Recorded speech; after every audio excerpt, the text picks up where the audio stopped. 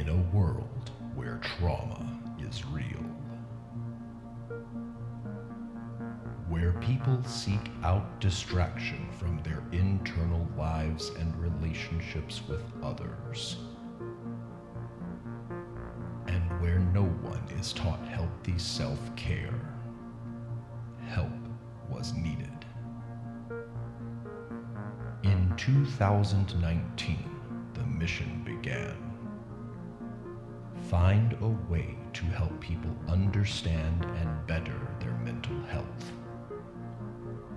Seek out ways to explore relationships and how they work. Fight against the stigmas that surround counseling and therapy. And, most importantly, do all of that so you don't have to be a therapist to understand it. Hey, everybody. Welcome to Season 2 of Therapist Theater. I'm your host, Josh Treese. I'm a practicing therapist in Music City, USA, and every week a guest therapist, counselor, or social worker joins me here in the theater to talk about a movie that we've seen and what relationships or mental health issues it highlights. This week's guest is Josh Johnson. Josh is a trauma-informed therapist here in Nashville with a particular passion for working with trauma survivors and those dealing with depression and anxiety. He loves offering experiential techniques through play therapy to supplement traditional talk therapy. Thanks so much for downloading today's show. Make sure you subscribe so you don't miss any future episodes, and while you're doing that, help other people find the show by giving it a 5-star rating and writing a review for it in the podcast app. Start churning butter and put on your church shoes, little sister, because we're about to dim the lights, raise the curtain, and start the previews. Welcome to the theater.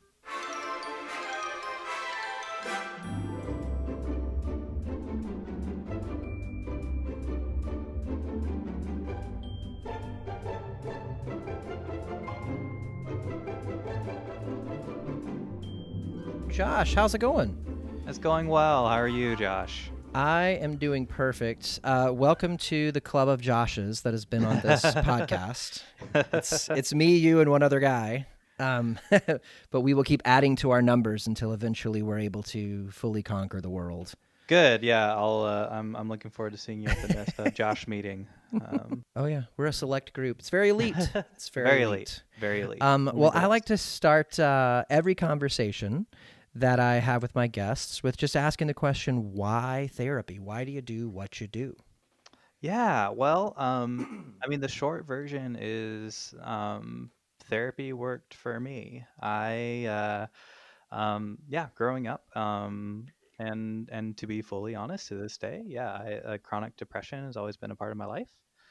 And it wasn't until college where I finally started to really get some help for it through a therapist. And um, I'm very lucky that I had a great experience there and I experienced a lot of growth. And at the time, it's not like thought that that's what I wanted to do. I want to also be a therapist. I also want to work in the mental health world. But I, the career aspirations I had between then and now uh, were all kind of pointing in that direction, but they were just kind of not quite getting there. So, like, I tried to be a pastor for a long time, and which don't get me wrong, really enjoyed that season of pursuing that path, and but over time, I just kind of realized uh, there's a lot of things about being a pastor that just I'm not passionate about.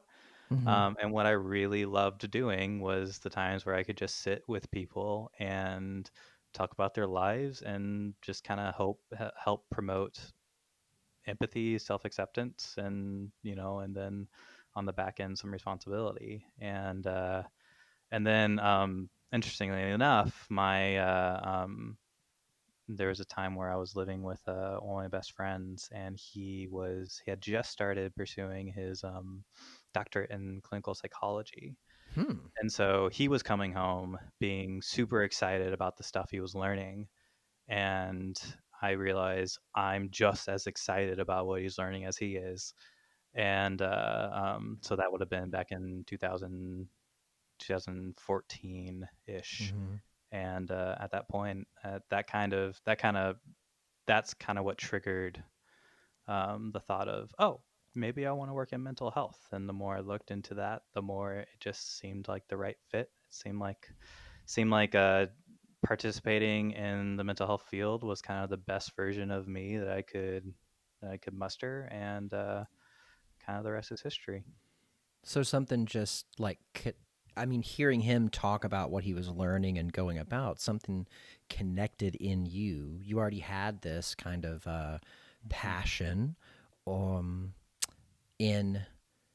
I mean, I guess I'll call it connection because I mean, I think Yeah, pastorally, sitting with people, talking with them, learning their story. I think yeah. that's connection, helping them as you can. Hmm. Um, and then it seemed like, oh man, he's here learning some skills that really connect with this thing I love to do. Yeah, Um, that sounds really cool. yeah. Uh, No, I think connection, zeroing in on connection is I think that's a good way to describe it. mhm. Yeah, yeah.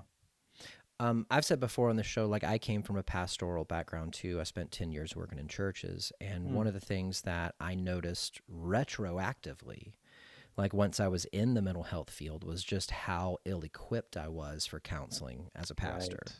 right, right. We had one class in our undergrad on counseling youth and families. Mm, And then, once I got to my first full time gig and I was a pastor on call for a day, and I was 24 and I had, 50, 60-year-old moms coming in talking about their adult sons emotionally cutting them off. mm, I had moms bringing their kids in who were self harming. The only thing that I had to rely on was what I know about the Bible and what's in my personal experience. And I didn't know anything in the Bible about emotional cutoffs or self harm, and I sure. didn't have any experience with self harm. I Mm, only had experience with emotional cutoffs at the time because I had done them myself, but not yeah. like processed them at all or understood them.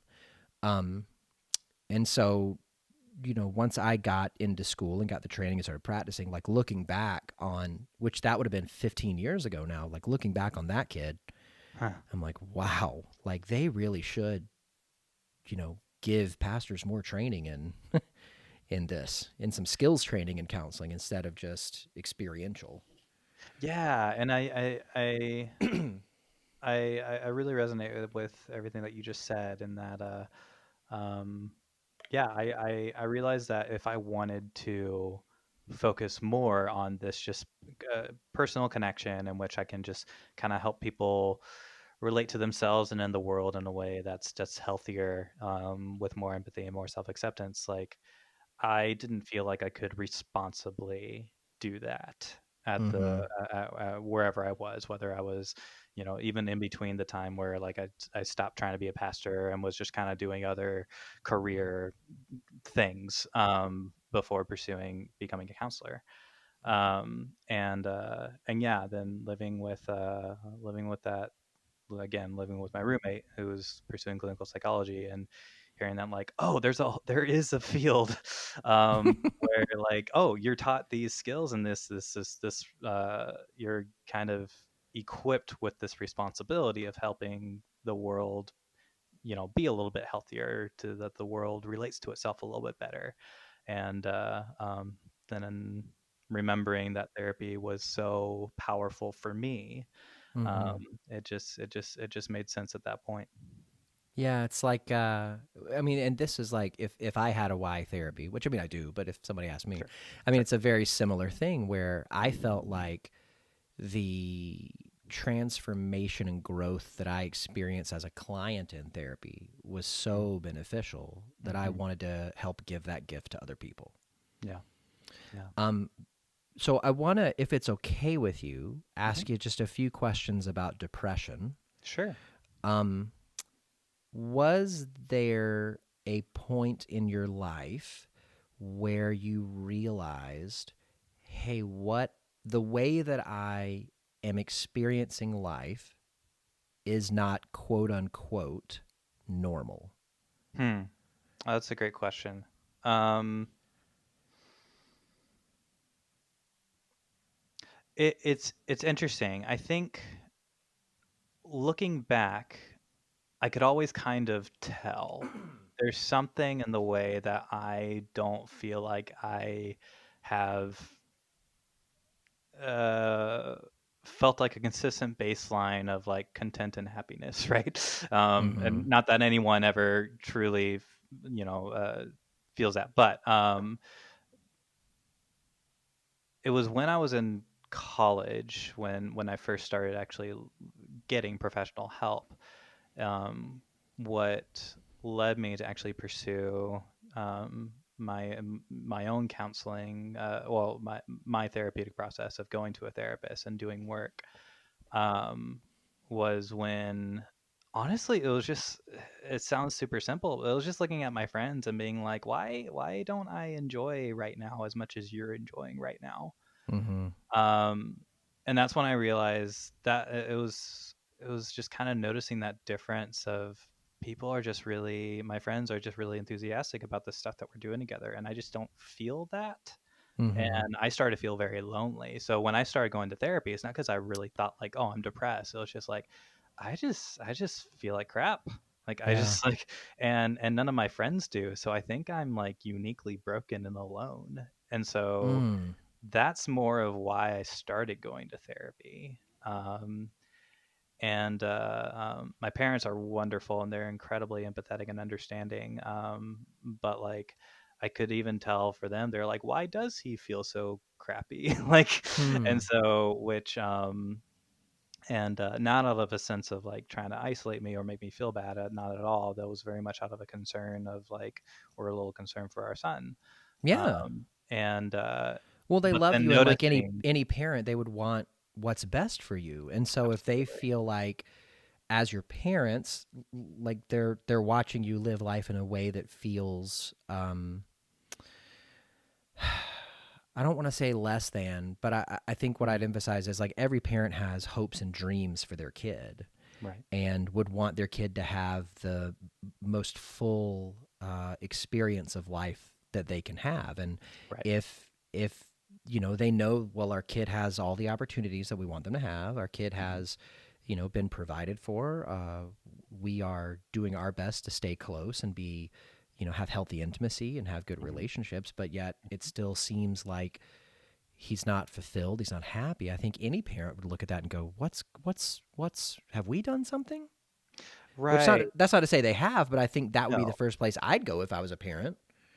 Yeah, and thankfully I can say that that's not the case in my case, which you know I'm grow more and more thankful every day because I know that's not the case for everybody. But I think so. Then me as their son, just kind of intuiting that like them like, oh, they also can tell that like I'm not vibing on the same wavelength as it seems like I could be or should be, and we can talk about the unhelpfulness of shoulds and should nots later. But Yeah. um, uh, and so that's when, again, that's kind of when I decided to pursue my own therapist, because less because I thought that I was depressed and more like there's just something going on in my head that seems to be on a different frequency than everyone else has had.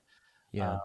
And then it was thankfully out of that good experience with my first counselor of him helping explain that like, whoa, well, there's a name for specifically the brand of what you're of difference that you're experiencing. It's called depression, and Hmm. you're not the only one either. And that was being able to name it something, Mm-hmm. and knowing that I was not alone in that I wasn't uniquely broken, uh, was that was the start of a lot of really good healing for me. Um, and yeah, yeah. Um, what's so interesting about that is I think that in this case, comparison was such a help to you. Hmm. And I don't think that that sounds, you mentioned before, like, you know, well, this might be very simple or something. I don't think that's simple because I think that you had to have this level of self awareness first to even be able to say, like, this is my experience. Hmm. to then be able to look at your friends around you, it seems as if they have a different experience because not everybody can come awake to their own experience. Sure. And that's why I wanted to be really careful when I asked you the question, like, Yeah. did you notice when depression was not quote unquote normal? And I say quote Mm. unquote because who gets to say what's normal? Of course. But you know, to be able to kind of like I guess conceptualize your experience and then lay it next to other people's and say, oh, I think there might be something more. I think takes a very high level of self awareness. I don't think that's simple at all.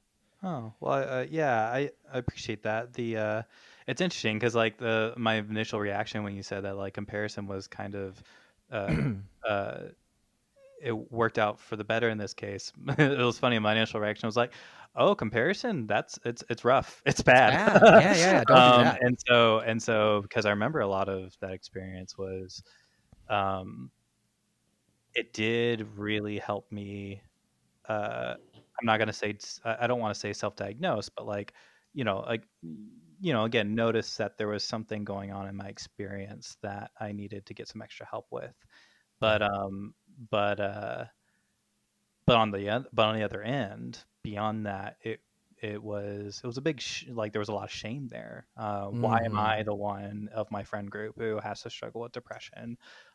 Everyone else is just as privileged as I am to go to, this private college, and so why do I feel so crappy about everything? And Mm-hmm. um, so that, of course, then that thankfully my therapist was attuned to that too and helped me do some work there of, hey, we're all a part of our own process, and um, there is no race to health. There is no better than when it comes to health. Yeah. And But no, that I think that's an astute observation that you made. That in this case, the comparison was a useful tool to Mm-hmm. for me to get the help that I needed. And I think typically, you know, that connotation that all of us have about comparison, that it's a bad thing. I think typically, um, I don't know about good or bad, but I can say that if I get caught in a comparison trap, it usually leads to shame for Hmm. me. Like I'm comparing because, you know, here I am looking at somebody's highlight reel or something else, and well, I don't measure up to that today. Maybe when I'm not feeling that I'm at my highlight. Yeah. But what I love the most about hearing your story is that the comparison got you into the client's chair, Right. but then your therapist helped kind of guide you through the rest of the way and really helped probably like flesh out, process, understand the rest. And so it wasn't just comparison that led you to health. It was what led you to therapy. Mm. Um, but I think that that's another good reason for, you know, advocating for therapy because I know that let's say that you came alive to that observation. It seems like my experience is different than that of my friends, but that's Hmm. all you did was you stayed there. Right. I could imagine, you know, shame being a thing that you would then start to deal with because the Absolutely. only thing you had was, well, it seems like, you know, they've got a better hold on things than I do. Yeah. And that's just not the truth. I don't know. I just think that the way you described that part of the story to me just seems so admirable. Mainly Thank you. because in my own story, it wasn't this like coming awake to an observation that my life looked different than everybody else's. It was more like I hit a crisis, and Mm. Yeah. I felt like, oh, you know, I'm on fire. I got to go get put out. Mm. That's why I went in. And so, Yeah. which I don't know, you know, I'm not trying to project, but I No, think no. to even just be able to say, oh, you know, hey, I'm noticing something that's different. Yeah. Let me go see if I can't have that addressed. Yeah. And yeah, I mean, it makes me wish that I had come to that self-awareness earlier. And now again, I'm kind of judging myself by Yeah. experience, which I'll go ahead and say now is not necessarily helpful. But yeah, because I did have crises before then, back in high school, um and at the time I just didn't have a compass to understand what was going on. So, the good news is I had supportive people and a supportive family enough that a very powerful mentor to me at the time that just kind of helped me get through. And so uh, so that then, when I could come to that realization of like, there's some professional help that's needed, then I was primed for it, because I was like, I don't want to get to that crisis point again. I can Yeah. tell that I can tell that what I'm experiencing is different. I know this isn't new either, but I don't want to get to that point where kind of, to use your words, I'm a fire that needs to be put out again. Yeah.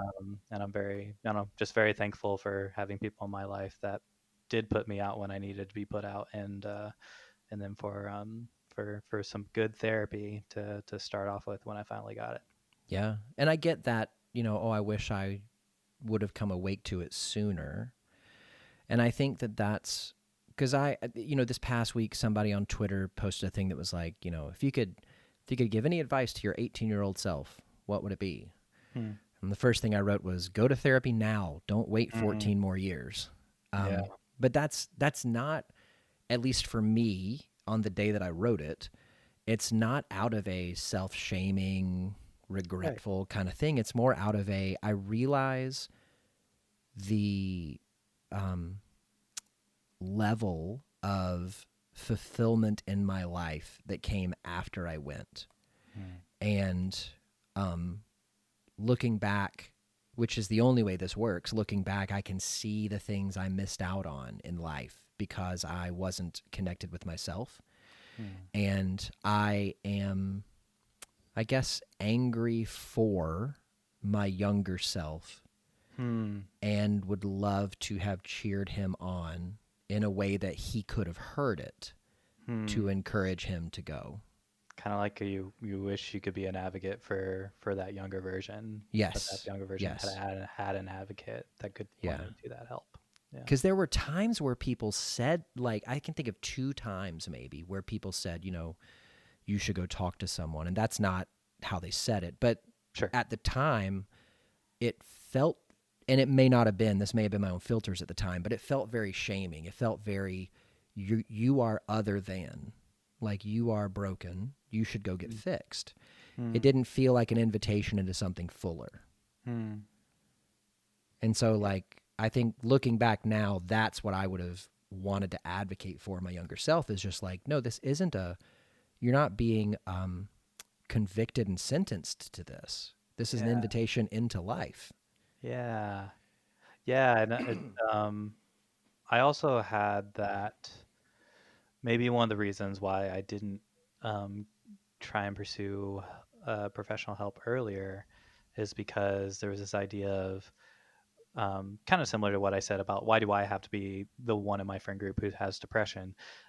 Likewise, I also struggled with, why do I have to be the one who ended up going to see a therapist? Plot twist. Later on, I learned that like a lot of my friends were going to therapy, that we just weren't Oh talking yeah. about it, Oh yeah. which Oh is a yeah. whole other thing. But at the time, not knowing that, it took a lot of work to come to the point where I could see the fact that I was going to therapy, as not as this sign again that I'm uniquely broken, that I'm just so messed up that I have to pay someone to talk to me. Um, but uh, but no, this is a sign of, I value my own health well enough that I'm going to give myself the self-respect to go ahead and Mm-hmm. take that seriously, and to do what it takes to grow, to develop, and to again, like, interact with the world and with myself in a way that's just healthier. Yeah. Yeah. I would love to ask you something, and I've never had the chance to ask someone this before, but I think because we come from similar backgrounds, Yeah. are there any ways that you noticed that depression and your efforts to deal with or combat depression affected your relationship with your higher power? I'm really glad you asked.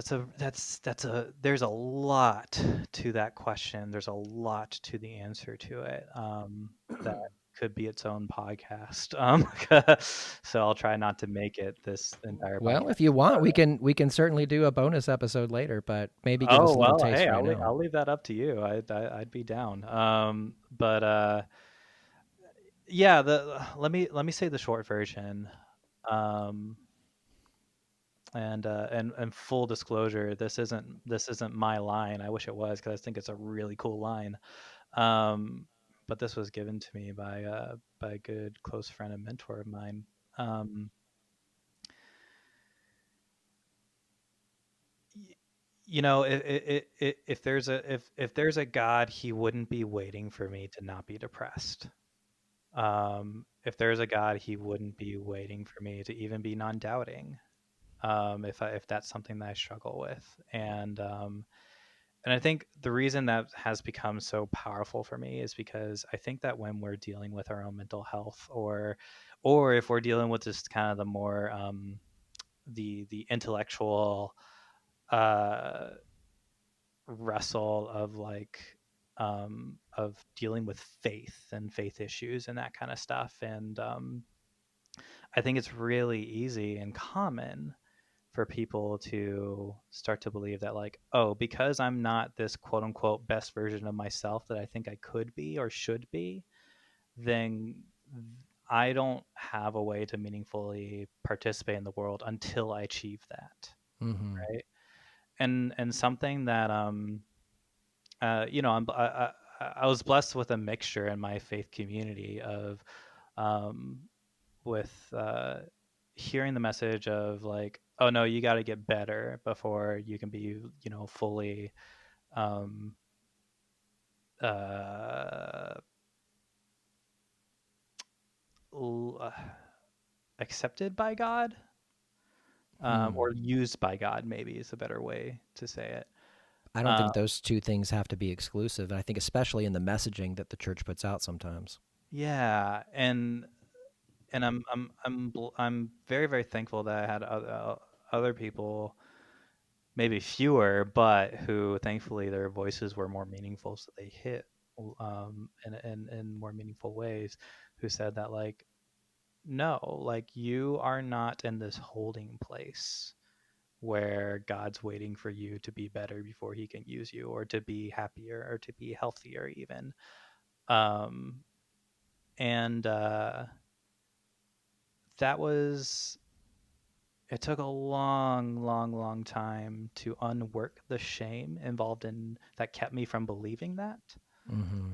Um, but that's something that even to this day, I mean, my brand of depression is chronic. For people who know the lingo out there, I have dysthymia. Um, but I that's been something that I cling to this day. Of you know it's something that I again, God's not waiting for me to be anyone different than who I am. Mm-hmm. um, I am just as meaningful and can participate in whatever he has going on, and making the world a little less of a hellish place, um, and uh, as a part of the process, not until I reach a result. Does that make sense? It does, yeah. I mean, I think it's very here and now way of thinking. Yeah. It's not. I know that I was listening to a sermon series that Matt Chandler put out once called, oh gosh, um, something redemption. Oh man, recovering redemption. Oh my Recovering gosh, redemption. yeah. And he talked about the danger in um, thinking that you would be happy when dot dot Mm, dot. yeah. It's this kind of future focus. Like before we started recording, you and I were talking about the current pandemic, social distancing environment, and I Mhm. told you how my clients and I had been kind of struggling with this. Well, when things get back to normal, and just kind of having this acute awareness that that could be a form of fantasy, it could be a form of escapism, it could be a Mhm. form of putting off what I know I need to do now. Mhm. And in this series, Chandler kind of talked about that a little bit, like well, I'll be happy when I get the job, when I get the car, when I get the perfect Right. spouse, when I get this, when I get that. And I think what I'm hearing you say in your journey and in your growth is learning that I don't have to wait. Like, I can be who I am today Yeah. and still be fulfilled, still contribute, still Yeah. have a meaningful life. Yeah. Um, and I've said this on the show a few times before, but one of my favorite movies is one called Life Animated, and it's a documentary about a Mm. young man named Owen. Forgot his last name already. Well, his name's Owen, but he has Okay. autism, and his dad, Suskind, Owen Suskind. His dad, Ron Suskind, won a Pulitzer for his work at the Boston Globe, but Owen had late onset autism. He was diagnosed when he was like 3 or 4, Mm. and had been verbal, and then regressed. Oh wow. And it was 3, 4, 5 years before he said another word. And then when he did speak again, it was in quotes from Disney movies. Yeah. And so his parents, I mean, if you want to have just a ridiculously good cry, like, pull up this movie and watch it. Um, my little brother has autism, and so it was especially meaningful to me. But Yeah, of course. one of the things said in the movie by his mom was, and it's like the line that just punches you in the face in the trailer for the movie, but it's who gets to determine what a meaningful life is. Mm. Yeah. And I think that even if, yeah, I mean, it just sounds like you learned how to focus on the here and now and to give yourself permission to walk forward. And I think that's incredible. And especially in your relationship with your higher power, that you don't have to wait around to become some perfect version of yourself for him to accept you. Yeah, and even if that perfect version of myself isn't even exists, which I can argue, which I feel like we can argue that it doesn't and never will, not only because perfection is impossible, but because it's just not me now. The future, like we were saying before we started recording, the future doesn't exist because it's just Mm-hmm. not here. Yeah. And so for me to be waiting for that to put my self worth and I think that's ultimately what this conversation kind of boils down to when it comes to like dealing with our higher powers, what religious systems that we're a part of, really like these questions of am I loved by God, a God, loved by anyone? Is these questions of self worth, and is my self worth less than because I'm massively depressed right now? Um, and intellectually now I feel like I can say like no, like I'm not less than just because I'm in this massive depressive episode or whatever I might be experiencing at the time. Whether that actually hits my actually view of myself, that depends on the day. um, Mm-hmm. but I think that's ultimately a lot of what this kind of boils down to when I hear people struggle with these ideas that like I feel so rotten that like God does not want me, or I don't have a purpose in my religious system and my faith or something like that because I'm so sad all the time, or because I'm so angry all the time, or because I'm so anxious all the time, right? Mm-hmm. Um, and what I hear out of that is these I don't have the self worth that I quote unquote should have, and I want to be a part of helping people realize that like no, that's not even the question. Whether or not you have self worth is not even a question. And if there is a God, whether or not He sees you as lovable, meaningful, a, a an important part of the process of the world being what the world is and what it could be, that is not even a question. It's just, Mm-hmm. can we help you believe that for yourself? That's what Yeah. if there's movement to be made, if there's progress to be made, it's in that. Yeah. And I genuinely don't know if that is a lesson or a journey that somebody can go on by themselves, maybe. Maybe. I do know that it is something that you can do with others, and I do know that, at least in my experience, it is more fulfilling to do with others Mm-hmm. because you, on top of maybe gaining a better understanding of yourself and maybe some semblance of healing, you also gain intimacy and relationships with other people, which is ultimately what life is about. Yeah, yeah. It's doing life in a way that's healthier with yourself and with other people, and that's I agree to do that with people that are safe, that you can trust to do that Mm-hmm. well. Not perfectly, because that doesn't Right, exist, but right. but who can just honor that process. Yeah. It's such. I mean, I can't tell you another more meaningful, more love-filled, meaning-filled experience than to do that with people. Mm-hmm. Um, well, what do you think about talking about a movie? Yeah, is that what we're here for? Is Let's do that it. okay? So, what movie did you bring for us to talk about?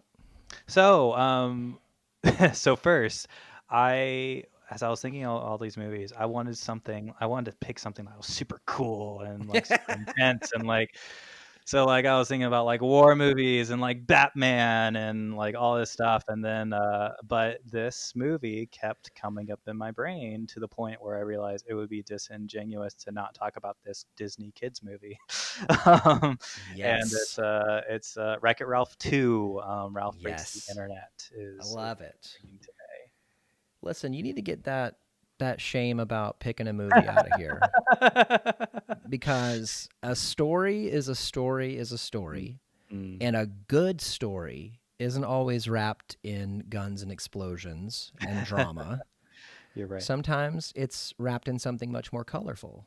Yeah. And I would even say that sometimes, movies like this, they are more powerful and able to affect us because it doesn't have the distractions of that other stuff. Mm. Yeah. Yeah, and I think if I can kind of be a little meta real quick, I think something that's been really cool to see in just the last couple years is a Disney animated film specifically kind of moving in this direction of taking really complex and emotionally intelligent, or excuse me, a complex mental health related topics, and dealing with them in emotionally intelligent and very approachable kid friendly ways. I've been actually really impressed by several of the movies over the last couple of years, um, that to see that become more of kind of the norm for what they're putting Mm-hmm. out, which is really exciting.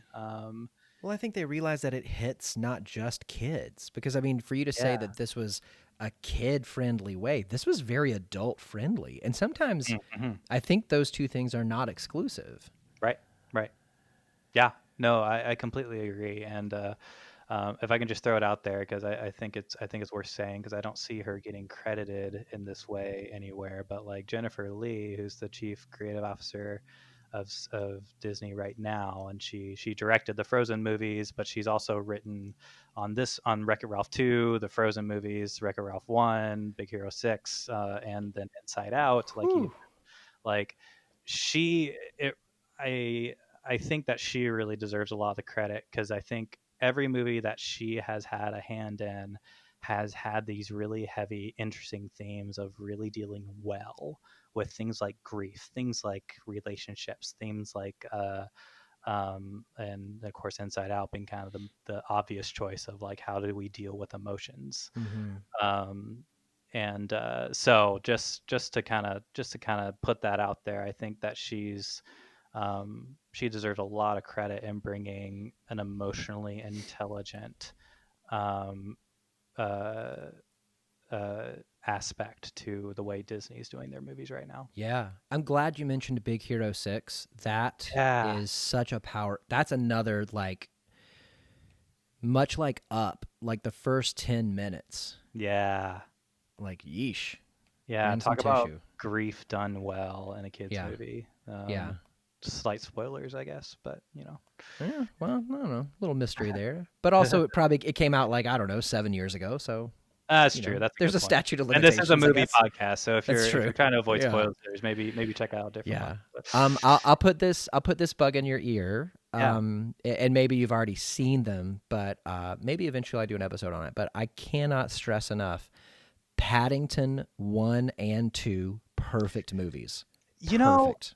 I keep hearing that everywhere, and as a movie fan, it's kind of a shameful that I haven't watched them yet. But you're not the first person I've heard use the word "perfect" involving the Paddington movies. In every way. Like, you'll laugh, you'll cry, you'll realize toothbrushes aren't for sticking in your ears. Like, so I mean, you'll learn something.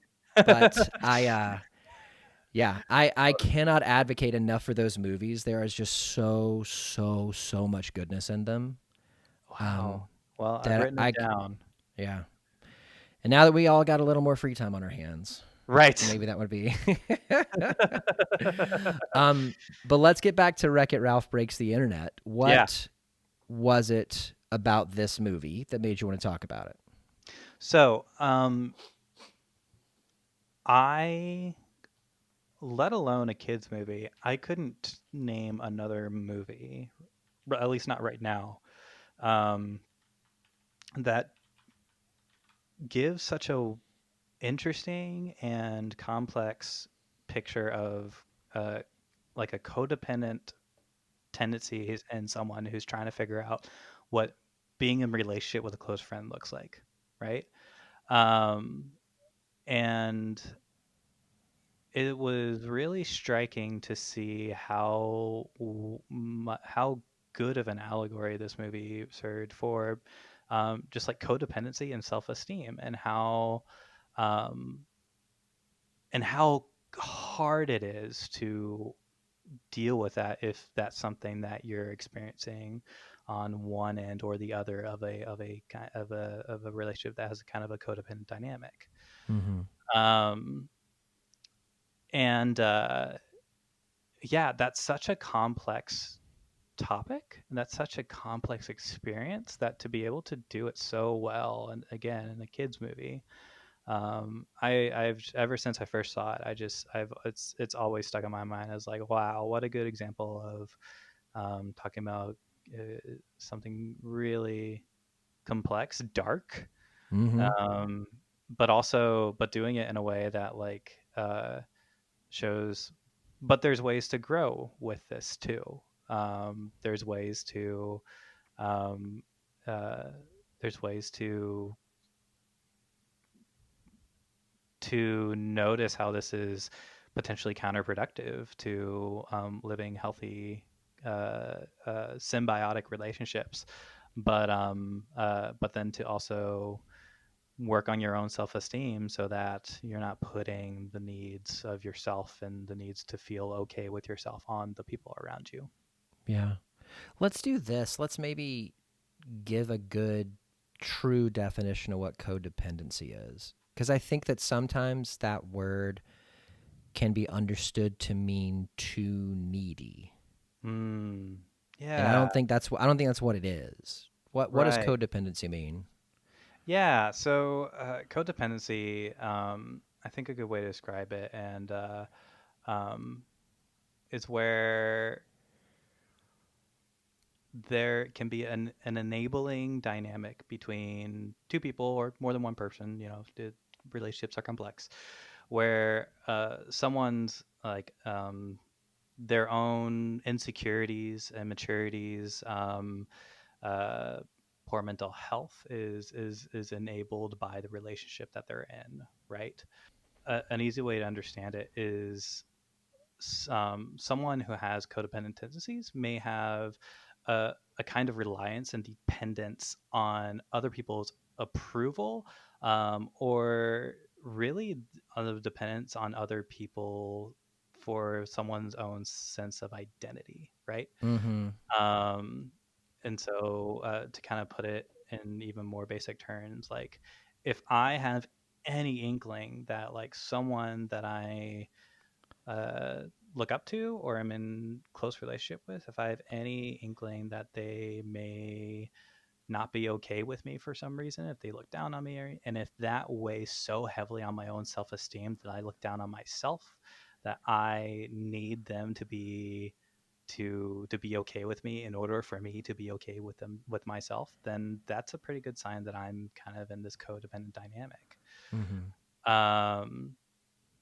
Now that said, I think it's worth noting that uh, there's a lot of very we want to pay respect and honor to the fact that there's things like dependent personality disorders, and uh, there's even ways that particularly codependency works in very specific mental health conditions like addiction, or in depression or anxiety and that kind Mm-hmm. of stuff, that we want to make sure that, like, yes, there's also these very specific ways that codependency can play out, but kind of a way that's helpful for when I'm working with my clients to kind of to explain is that, like, how much do you need someone else for you to, or how much does that someone else's opinion of you or perception of you weigh on your own view of your own self-worth, Yeah.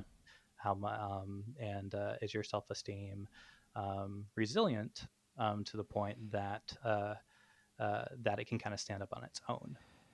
Yeah. Well, I think the one way that I've conceptualized it is I'm not okay unless you're okay. Right.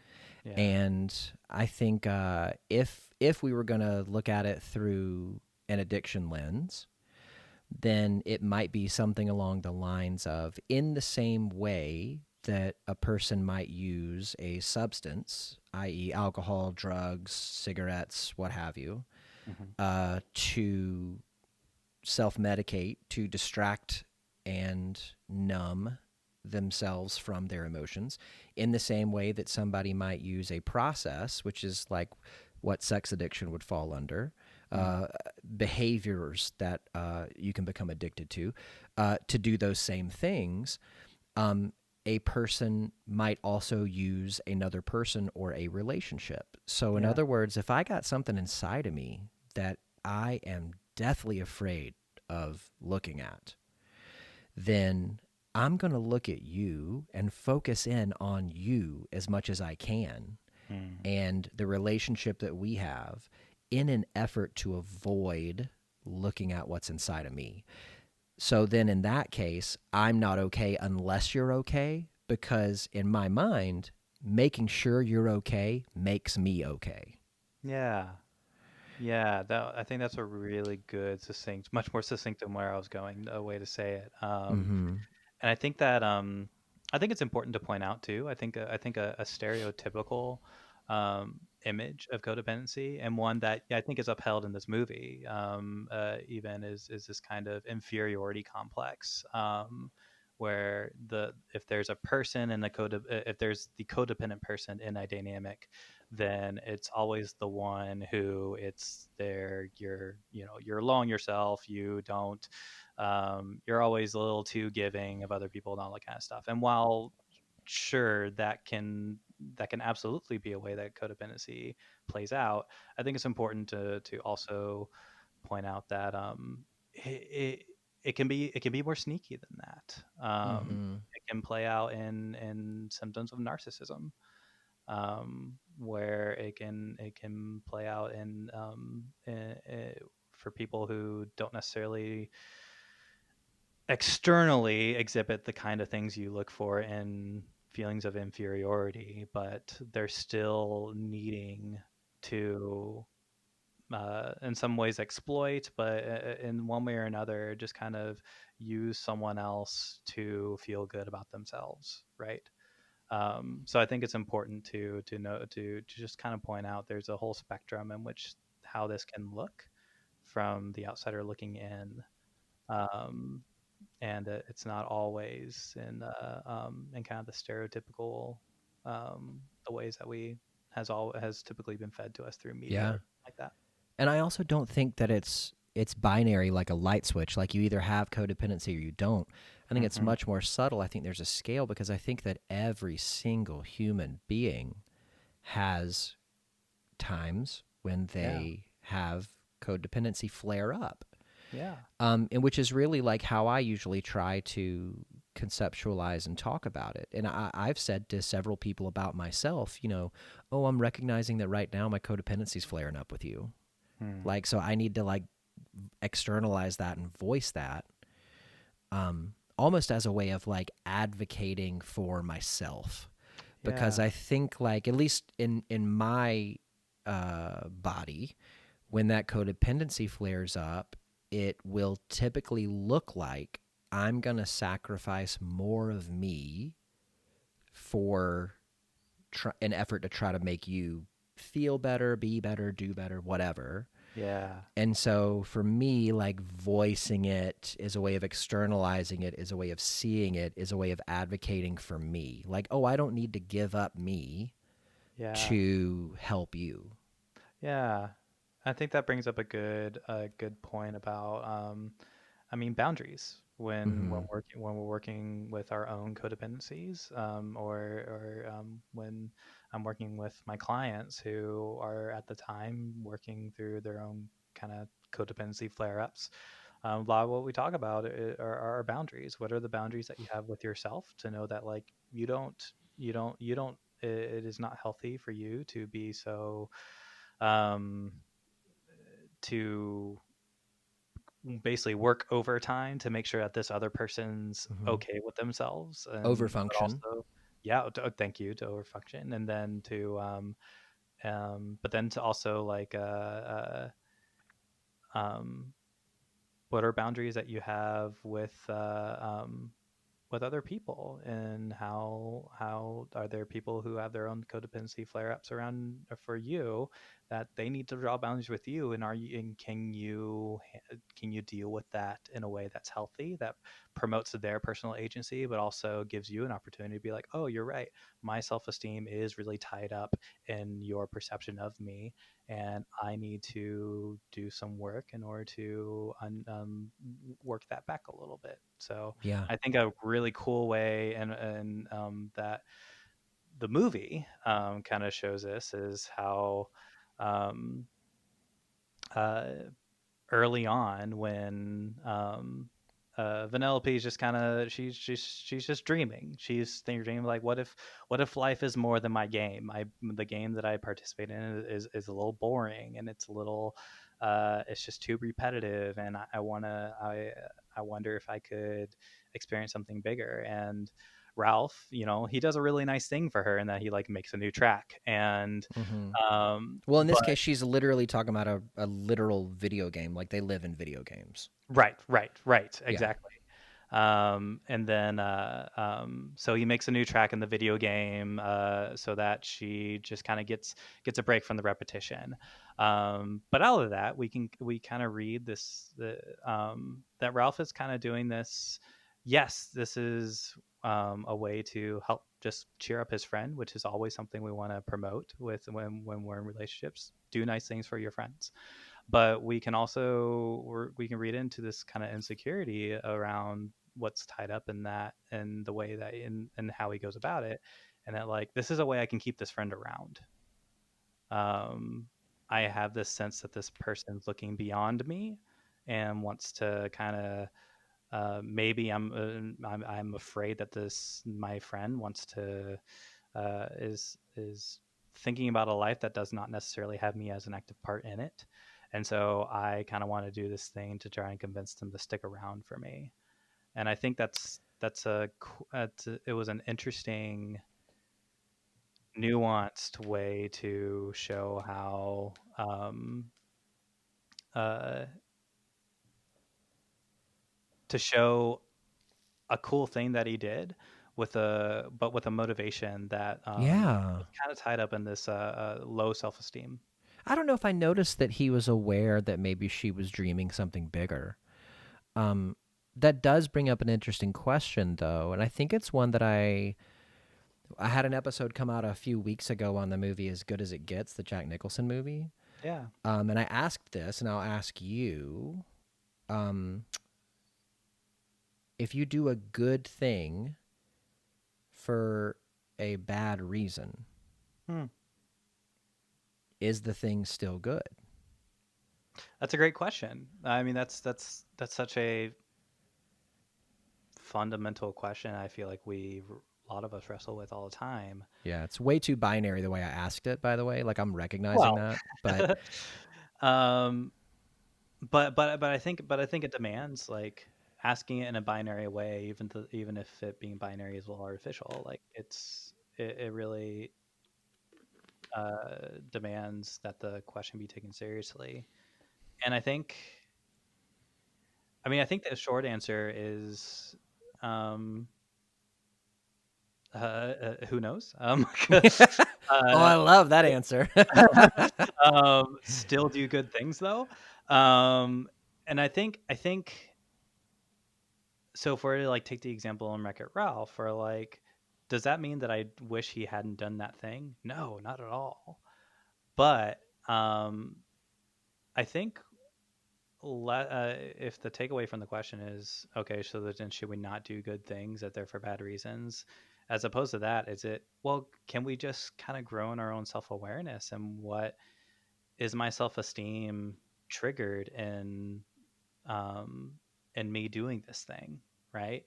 And if it is there a check in that I need to do? Is there some sort of work that needs to be done where to make sure that my self esteem isn't tied up into something that's fickle, which is or something that's beyond my own control.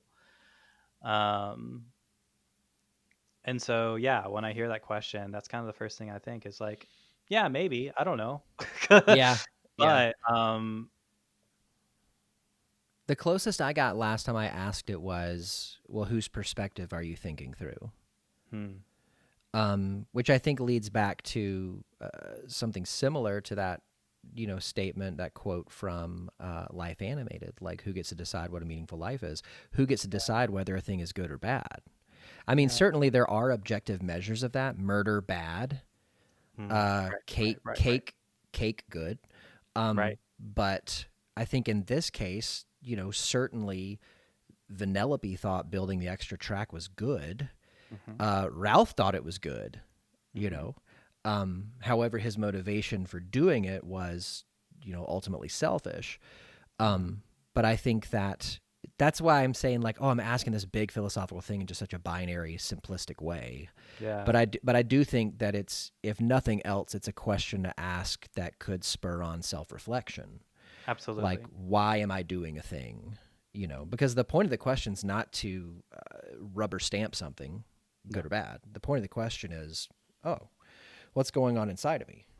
yeah, yeah, and ultimately, yeah, if we can just kind of continue to grow in self awareness, be willing to do so, to look into ourselves, and unfortunately, that means being willing to look at some ugly stuff about ourselves. Mm-hmm.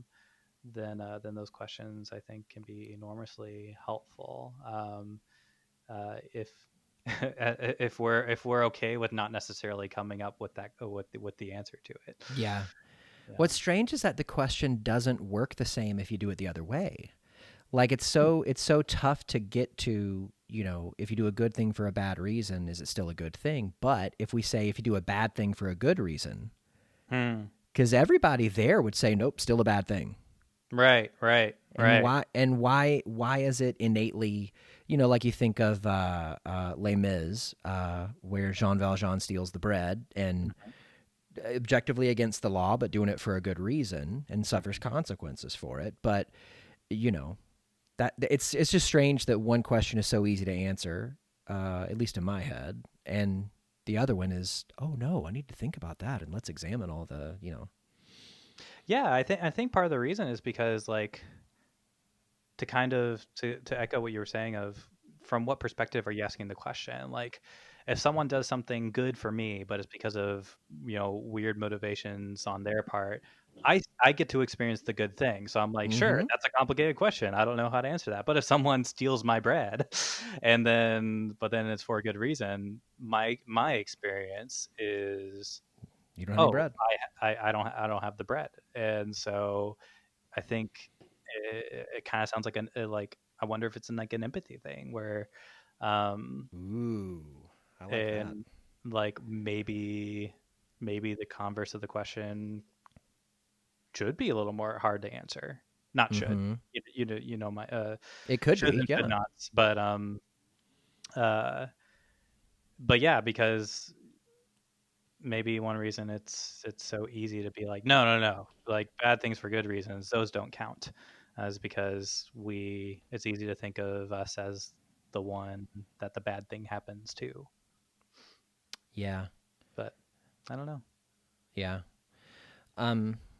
So Ralph makes this extra track with Right. the intent of maybe, I don't know, getting Vanellope to depend more on him, to enjoy him more, to think more highly of him.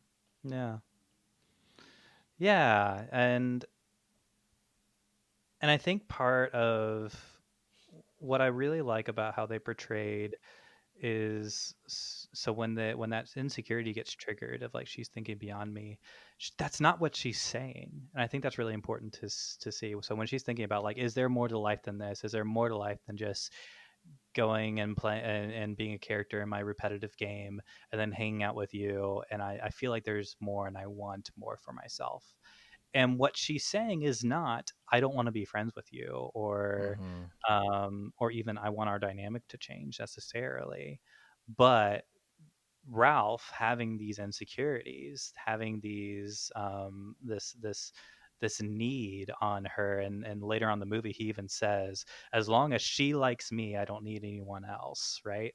Mm-hmm. Um, uh, he reads into that interaction of like, oh, you're not happy with me? Why aren't you happy with me? I don't want you to be unhappy with me. Let me try and do something to make you happy with me, to kind of reinforce his happiness that you might have with me. And you can even see this in like a fun little interaction where they have, where she goes, well, agree to disagree. He's like, wait, I don't want to disagree. And he goes, no, it means that we don't have to argue. It's like, wait, we're arguing? Like, and I love that exchange because you sense this like, if we're in conflict, then that means that we're not okay. And I really can't handle not being okay. And so any Mm-hmm. sort of conflict that I sense, I'm going to be really resistant to. And I want to do anything I can just to make sure that the conflict just goes away. Yeah. That's something that I can personally resonate with. And yeah, that's, Well, I I go think ahead. what's interesting, and it kind of reminds me of your why therapy a bit. It's Mm, that Vanellope starts this process at the beginning of the movie of self-examination and inquiry, self-inquiry. mm, You know, am I satisfied with my life? Could there be more? How in the world do I figure out if there's more? Is there a way to pursue the more? Am I okay with remaining in what I have if there is more? She starts all these questions, which is a part of everybody's life. It's part of the process of differentiation, of becoming yourself amongst other people. yeah. But I think that, like, the interesting thing that's modeled in there, and I think it happens in real life, is when one person starts to do that, it will inevitably trigger it in other people. Yeah. Because as she's asking these questions, all of a sudden, these things that Ralph had never thought about before, he is, I don't want to say forced to think about, Sure. but like if Vanellope would have had these thoughts in her head and not said them out loud, Ralph would have just probably continued living his life as he always has. But Yeah. by voicing them out loud, which I've always thought there's something like significant about saying something that you're thinking or feeling out loud. It makes it a little more real. Mm, And by Vanellope doing that, Ralph is like forced to confront the same things that she's confronting, although instead of confronting them in the same way, that's when the codependency flares up because he may realize, oh, maybe I'm not okay. So if I focus on her and I make her okay with her, then maybe I'll be okay. And mm, it's a yeah. similar, like, you mentioned kind of coming alive to this. I'm looking at my experience in life and I'm comparing it to my friends and I'm sensing maybe there's something more, you know. And I think Yeah. that that's what Vanellope's doing. That's what Ralph is doing. they're not doing it in quite maybe Vanellope is as healthy a way as you did. Well, I mean, that makes me feel good about myself. Appreciate that. So, see how I put my self-esteem. What you said. Well, Uh, you didn't wreck any worlds while you were that's doing it, good. so That's good. Yeah. that I know of, you didn't do it. Right. Uh, yeah, and I think that's something that I love about this movie is it shows that like Vanellope is not a villain, and there's something cool about this movie where there is really no villain. You just see two people wrestling with like a a confusing and hard time in their relationship with each other because Vanellope is doing something really really good for herself. Mm-hmm. She's pursuing growth. Uh, she's keying into something that she's feeling and she's taking that seriously and she's honoring it and she's trying to explore it. And then when she finds something, which if you haven't seen the movie, you go and they um I don't know how specifically we want to get into plot, but like they have to take a quest that leads them into the internet. Mm-hmm. And as they go into the internet, Vanellope kind of finds this new racing game that's way more intense. It's kind of like the Grand Theft Auto of the movie. Um, and uh, um, and she's like, "Wow, this is the last thing from like a candy themed um, racing game. This is where I can really shine. My skills can be explored deeper and I can grow as a racer, which is what she is as a video game character." Um, and when she finds that object, she's like, "I'm going to pursue this. This feels like the right thing for me to do." Um, so like, she's not a villain. She's not doing anything to harm Ralph, but Ralph and his own insecurities, his lack of full self acceptance, and this sense of I don't I'm not dependent on other people to for me to feel okay with myself. When he senses that like, oh, she's gonna leave, she's gonna figuratively move across the country to to pursue a new career path. Like if we're to talk about this in kind of real life terms, Mm-hmm. and he's like, I'm not okay with that, to the point that in the movie he ends up trying to sabotage the game so that it's something that she can't even pursue anymore, so that she has to stay with him. And that's where um, the like externalized I don't know, enemy or conflict comes in right. as he seeks out. I think in his mind it's like, I don't want to ruin things, I just want to make them unappealing. So Yeah, that's a good way to say it. he seeks out this virus that would slow down the game that she has been attracted to Hmm. make it boring for her, so that she would be more satisfied with her, I guess, life as it was with him. Yeah. And then the And game, like, and you mentioned the word insecurity before, but the game, or I'm sorry, the virus literally starts seeking out insecurities to right. exploit so that it can, I guess, slow things down, but it goes way beyond that, and then they've got to stop it. Right. And to nail down the metaphor even further, the insecurity that truly makes everything go nuts is that it latches onto is Ralph himself. Yeah. And notices an insecurity in him. And just in case the movie in case the movie was thinking, just in case you didn't get it, Ralph is insecure, so we're going to make this a part of the thing. Yeah. Um So the virus looks like him and literally starts saying like friend, friend, friend, and like yeah. attacking everything, trying to make it its friend. Yeah. Yeah. Yeah. And and one thing that I really loved about that is um, that was a very explicit, very big kind of in your face metaphor for um, in the pursuit of trying to get other people around you to feed your self-esteem, to feed this sense of um, this sense of self. Then it ends up being very counterproductive, and really counterproductive for you, because then that's a very threatening thing for people to experience when they notice, like, oh, you really need me for you to be okay, Mm-hmm. for you to feel okay about yourself, and end up pushing people away. And um, to see that in such a big, very bombastic way on screen was really, really interesting, for me, because this giant version of him and this conglomerate version of him, as you said, just looking for friends and grabbing them wherever he can get, and uh, is done so in a very violent and a very uh, uh, Destructive. hurtful, destructive way. Thank you.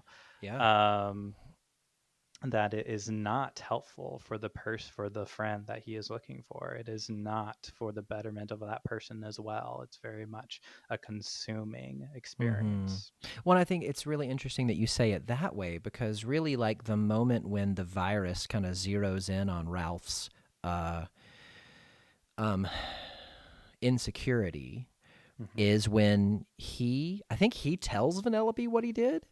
I think so. Yeah. Yeah, and then she reacts, I mean, incredulously, angrily, and she says, this is not okay. Like, you did a terrible thing. And from this is a sequel movie. There was a first one, and the first one's Mm-hmm. really all about, like, Ralph kind of coming alive to what his life as a video game bad guy is, and wanting to Hmm. not be a bad guy anymore. Yeah. And at the end of that movie, Vanellope gives him this not locket, necklace, like, I don't know, ceramic necklace or something I that think it was a she's. cookie. Yeah, made out of a cookie is Oh, what it was. gotcha. Yeah. Yeah, Yeah. yeah. But it says "My Hero," and he's been Right. wearing that. It's a heart, and he's been wearing it around his neck ever since. So, Yeah. like, in this scene where she finds out what he's done, she rips it off him and throws it over a ledge in the Yeah. internet. And that is the moment where the virus kind of is scanning for insecurities and sees Ralph, and that's when it latches onto, oh, this is the insecurity that I can exploit. Yeah. Um, And I think that gives a really good opportunity to have a lot of empathy for Ralph, because as we talk about codependency, and as I can imagine listeners who might be experiencing this dynamic in either relationships that they have with other people or noticing it within themselves, like, I want to first say that, like there's a good reason why Ralph is like feels so strongly about Penelope. And like we talk about the first movie, where she was a very key part in him learning how to fully accept himself as in the role that he played as a villain in a video game, right? That first movie is a lot about like self-acceptance. He is not okay with being a villain, but then like the mantra he learns by the end of the movie is that, like, I'm a bad guy and then that's okay, basically. um and oh, she would you plays a would you say that he's doing bad things for a good reason? that's a good question. In terms of the first movie, you mean? Yeah. Yeah. I think what's really fun about that first movie, I know we didn't sign up to talk too much about it, so I'll keep this brief. But I what I like about it is it has less to do with what he's doing or not doing, and whether or not he's fully living into himself, just Mm-hmm. in the way that he, since he's a video game character, and the way that the video game developers designed him to be, right? Mm-hmm. And how once he was able to fully live into himself and fully accept himself as he was, then he was able to live a life. Uh, he was able to take control over the things that were within his control, and how I'm a video game villain, but I can also be a hero in this sense to this little girl who really needs some help. Yeah. So she plays a really essential role to him kind of self-actualizing in that first movie. And so when he feels so attached to her in this second movie, I think that really calls for a lot of empathy, as we watch his character, because who doesn't create a lot of attachment with people who play meaningful roles in their lives, right? Yeah. And so when she throws that cookie necklace that says "You're my hero" that she had made for him in that first movie, and she throws it over a ledge and it breaks. Who wouldn't be absolutely torn up by that? Yeah. And I think that like anyone would be torn up if any person threw away a meaningful object. But Of the course. fact that it was the person who gave it to him, that it was symbolic of their relationship, I think Yeah. was even tougher. Yeah. Yeah. And um and so yeah, I think it's important to have empathy for for Ralph as he's being self-destructive and as he's acting out unhealthily, and and in a way that's hurting his best friend. I think it's important to see that, like, yeah, just like he's learning how to do this, just in the way that we learn how to um, Mm. uh, be the best friends that we can be, and wrestle with the fact that people mean a lot to us, and when we lose them or when we think we're losing them, that's a lot of pain to go through. Yeah. When do you think was the moment that Ralph came alive to what was really going on? Hmm. I think I think for him, having such an externalized, um like, even as I'm thinking back, it's hard for me to see like the very like the moment where he kind of realized how much was going on. But just what I do remember is him seeing such a large, seeing the metaphor of himself, where the virus exploited his own insecurities to grow into this giant monster and everything like that, and seeing how it targeting Vanellope was, and hurting her while saying things like friend. Um, I think that was when he was, that forced a realization on his part to think, oh my gosh, the monster isn't something else to defeat. That's me. In order for me to, for me to, stop hurting my friend, I have to focus on myself and be okay with the fact that my friend wants to pursue her fullest, best, most meaningful life, Mm. and the way that feeds to her strengths. Yeah, and so the having that externalized version of himself, he was able to, he wasn't able to avoid anymore.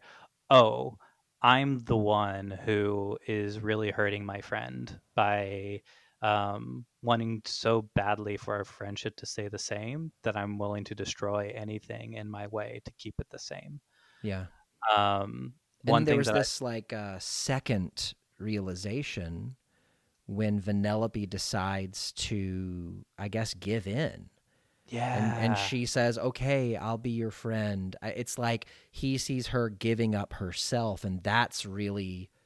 I think there was that first moment when he realized and he began to take action to try to save her, but then there was this secondary thing when he saw that and he realized, "Oh no, this is not a physical hurt that she's going to experience. This is a she's going to lose I don't know, agency. She's going to give up her life, not literally, yeah, in order to stop this thing."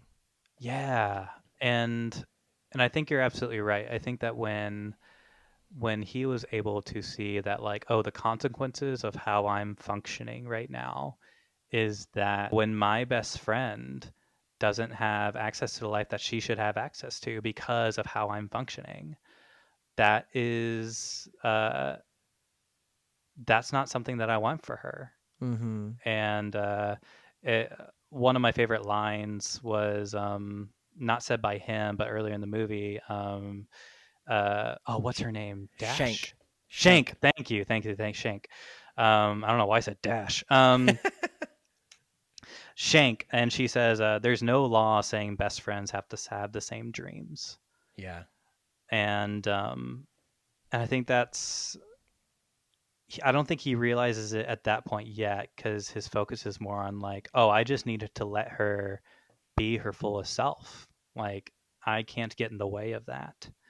Um, and then, thankfully, by the end of the movie, they're able to live different lives in completely different places, where she ultimately moves into the internet, into this new game, and they have to live in two separate places, but they're still able to have friendship. And what's And interesting is that they still show, and this is the thing that I loved the most about this ending. They still showed that they felt sadness about that. yeah, That it wasn't just, hey, everything's worked out and we're both perfectly happier and whatever now. I think that it did work out in the sense of that Vanellope has a new community. She has a new fulfilling place.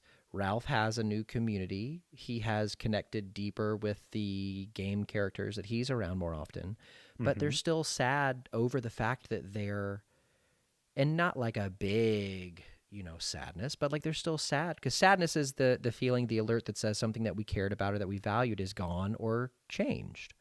And yeah, so they're still sad that they're no longer in each other's everyday, day to day lives, right, even though they still have access to each other and still communicate. right, right. Yeah, and I think that's so important. And another reason why I'm so impressed by this film is being able to show that nuance. Like Mm-hmm. we can have the healthier, quote unquote, good ending, but still feel sad about what's lost. Yeah. Still feel the heaviness that comes with the fact that our friends do move away, and for some of us, we do lose friends. Um, and we can hold the tension of um, what I have now and what's there for my future is still hopefully good and healthy for me. But I can still mourn what I used to have, what we used to have. So tell me something that your clients have taught you. Yeah, so I love this question for one. And what I love about the therapeutic process that I feel like I've only learned through my clients is just process over results. Um, what I mean by that is when I feel insecure as a therapist, it's because I feel this need to rescue my clients. Like they're super distressed, and I feel like I need to be the perfect client with the perfect tools, swoop in and just rescue them from whatever's hurting them, right? Um, but I know in retrospect, the times where I've really tried to do that for my clients, I've truly just cheapened the process for them. I may have given them some good tools, and not to say that those experiences were worthless, but when I was so focused on getting my client to a place, to a result, to a goal, um, what does it feel like to be here right now? What does it feel like to be stuck or to feel stuck?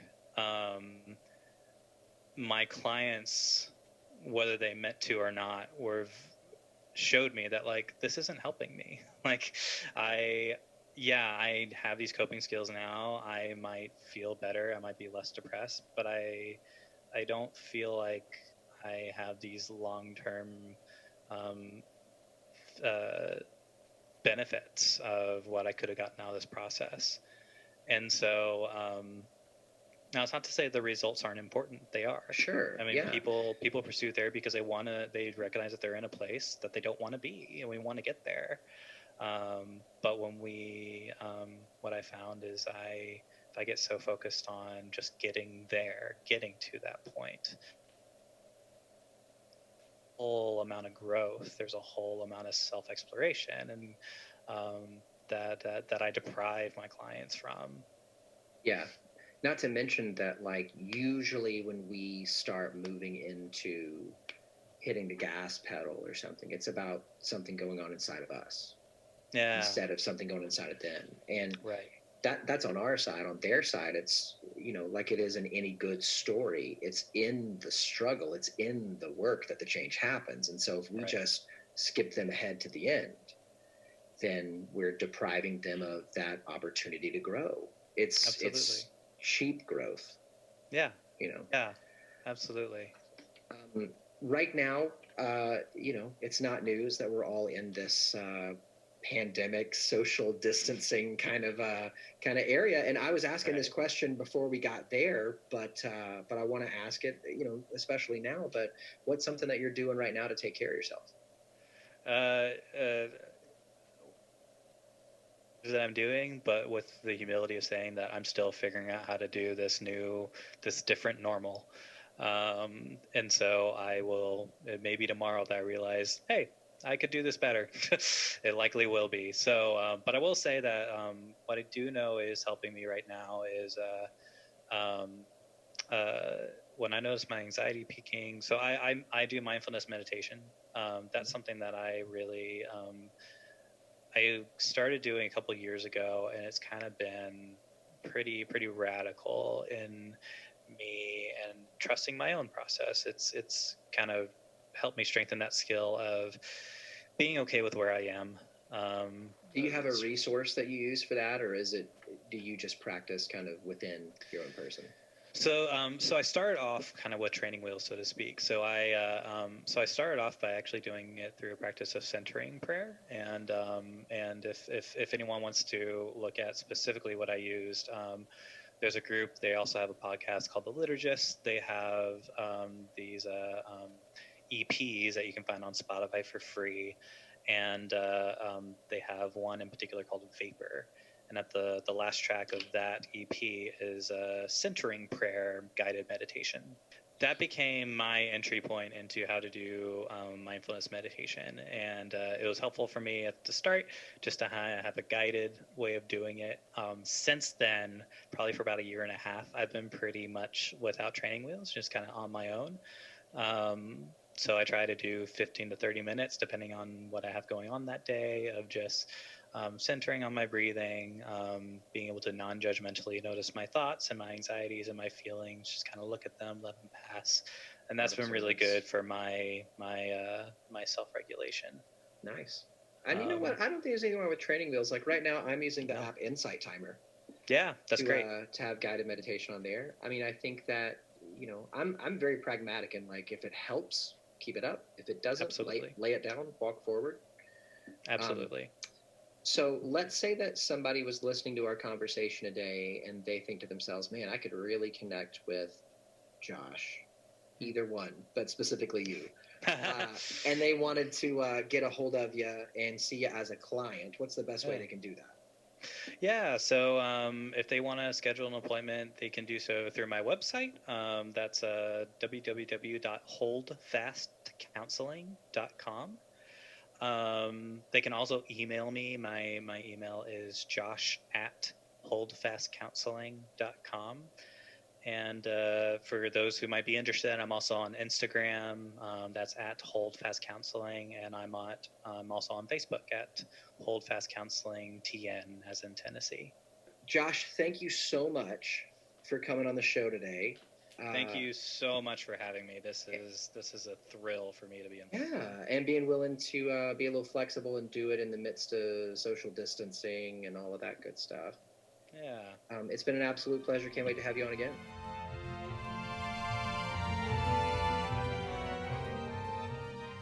Hey, everybody, it's Josh.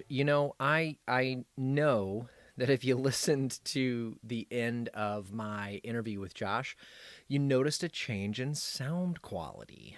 And I gotta say, had a little bit of connectivity issues, as Andy Dwyer might diagnose Leslie Knope with, between Josh and I as we were recording remotely. And so we had to kind of, act on the fly and come up with an alternative.